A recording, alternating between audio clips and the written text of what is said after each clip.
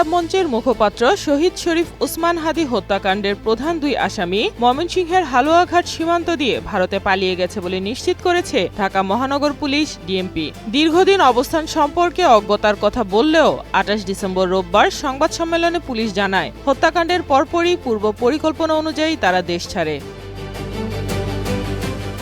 ডিএমপির crime and অপারেশনসের অতিরিক্ত police commissioner S N. Mohammad Nazrul Islam জানান, প্রধান আসামি ফয়সাল করিম মাসুদ ও তার সহযোগী মোটরসাইকেল চালক আলমগীর শেখ প্রথমে ভারতের মেঘালয় রাজ্যে আশ্রয় নেন। ঘটনার দিনই তথ্য প্রযুক্তি, সিসিটিভি ফুটেজ ও প্রত্যক্ষদর্শীদের তথ্যের ভিত্তিতে পুলিশ তাদের শনাক্ত করলেও তারা এর আগেই সীমান্ত অতিক্রম করে।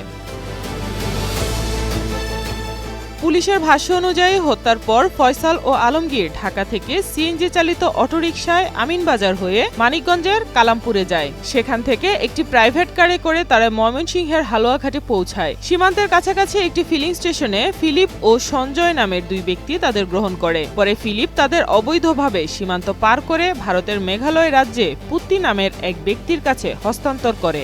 ছবিগুলো দেখিয়েছি কারণ তারাও তো চিনে না ওই লোককে, এবং তারা যাদেরকে পার করেছে তাদের ভাষ্যমতে এরা পালিয়ে যেতে সক্ষম হয়েছে। পুলিশ আরও জানায়, পুত্তি পরবর্তীতে তাদের স্বামী নামের এক ট্যাক্সি চালকের কাছে হস্তান্তর করে এবং স্বামী মেঘালয়ের তুরা শহরে পৌঁছে দেয়। বিষয়টি নিশ্চিত হওয়ার পর বাংলাদেশ পুলিশ অনানুষ্ঠানিক চ্যানেলে মেঘালয় পুলিশের সঙ্গে যোগাযোগ করলে তারা পুত্তি ও স্বামীকে গ্রেপ্তার করে। ডিএমপির অতিরিক্ত কমিশনার আরও জানান, এই হত্যাকাণ্ডটি ছিল সম্পূর্ণ পূর্ব পরিকল্পিত।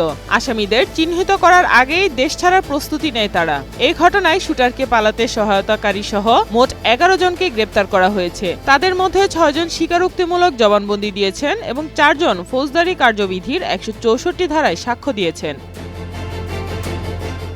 পুলিশ এ ঘটনায় ব্যবহৃত দুটি বিদেশি পিস্তল, ৫২ রাউন্ড গুলি, ম্যাগাজিন, ছোড়া, মোটরসাইকেল, ভুয়া নম্বর প্লেট ও গুলির খোসা উদ্ধার করেছে। পাশাপাশি প্রায় ৫৩টি ব্যাংক অ্যাকাউন্ট সংশ্লিষ্ট ২১৮ কোটি টাকার স্বাক্ষরিত চেক জব্দ করা হয়েছে।